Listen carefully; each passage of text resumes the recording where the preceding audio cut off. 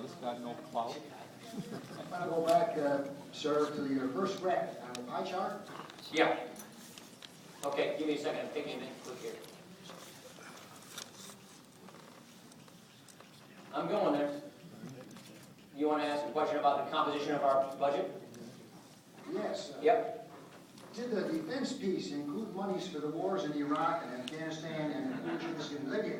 It did. This is a one-year analysis. Our budget does include it. All the monies that is going toward those wars, I understand that it's not... Libya, no. The other two, yes. Pardon me? Libya, no. The other two, yes. That's included in that pie chart, right? Yes. Libya, not Libya, but the other two, yes. The other two. Yeah. We didn't have Libya in 2010. Well, why isn't the Congress working to end the enormous amount of money and material that's going to such worthless military adventures over there? Well, Yes. In Afghanistan? Yeah, right on. We don't have the money. So, one of the things that I've obviously been, and some people have been to my things before, the last administration didn't budget for the wars. That was a mistake.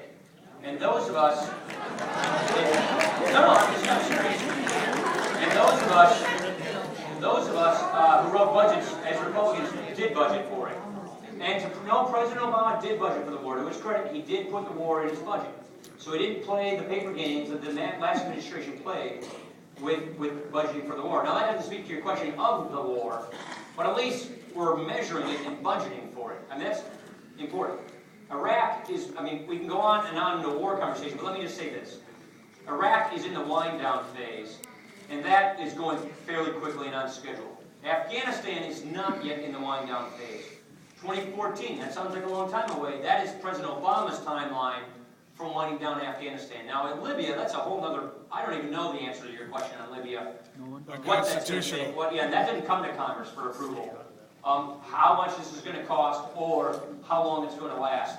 Your guess is as good as mine, sir. I'm not trying to be flippant with you on it, but the key is we budget for these things that our foreign policy, I don't want to get off into a big foreign policy point, but to the people who say cut the defense program more, there's a point to where you're cutting beyond the fat and into the bone, and when you have men and women out there fighting for us, you know, burning through equipment, you've got to replace that if you want to keep them safe.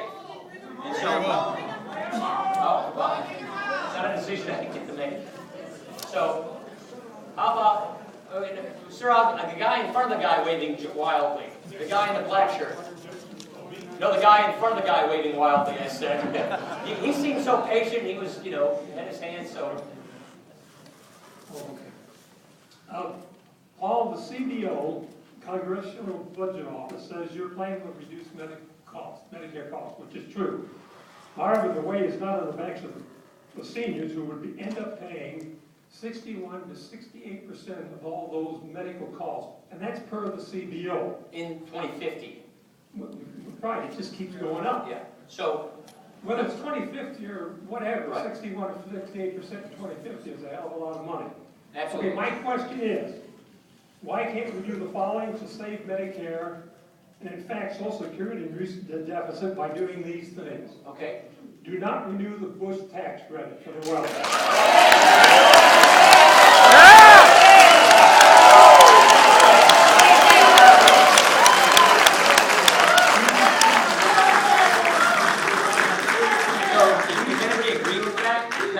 Eliminate all pork in all political districts immediately. Yeah. Tax corporations and oversee profits and bring the jobs home. Place the windfall tax on oil companies and rescind the $4 billion subsidy.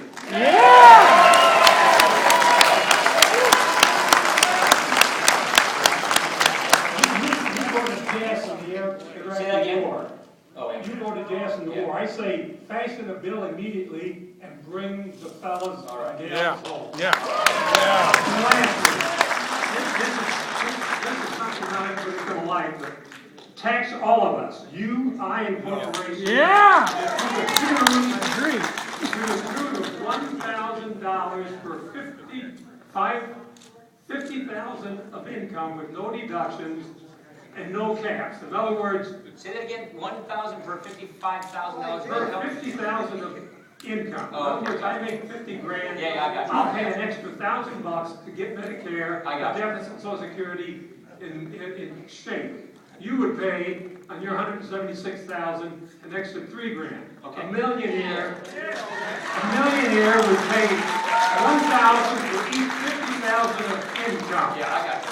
up to no cap. All right, so I'm not gonna And lastly, Yeah, take the 106,000 cap On on Social Security. Social Security, raise it, because yeah. the 250 to 500,000, you get the ball filled even. So, let me, And just so you know this, I'll debate these points anytime with you. Just call me. My number is 262-553-9747.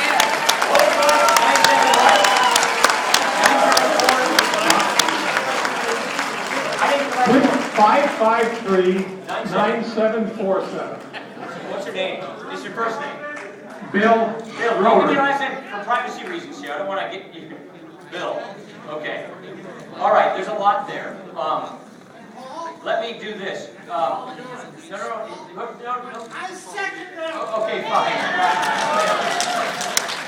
All right.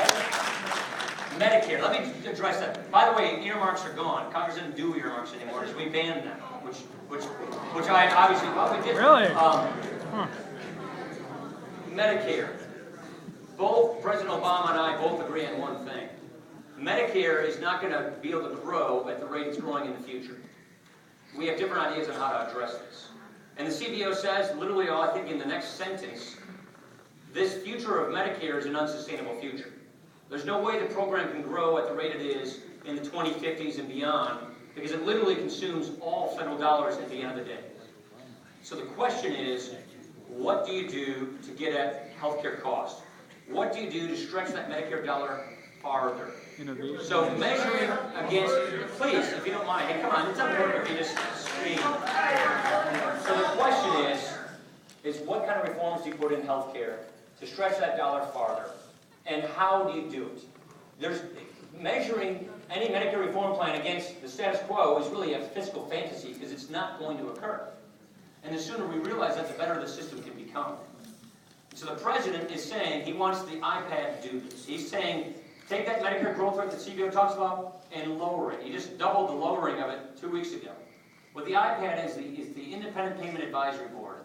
It's 15 people that he appoints, and they make the decisions on how to cut costs in Medicare. I don't think that's the way to go. I really don't, because I think what that's going to end up doing is just across-the-board cuts to the current generation, and it's just going to lead to price controls and fewer services.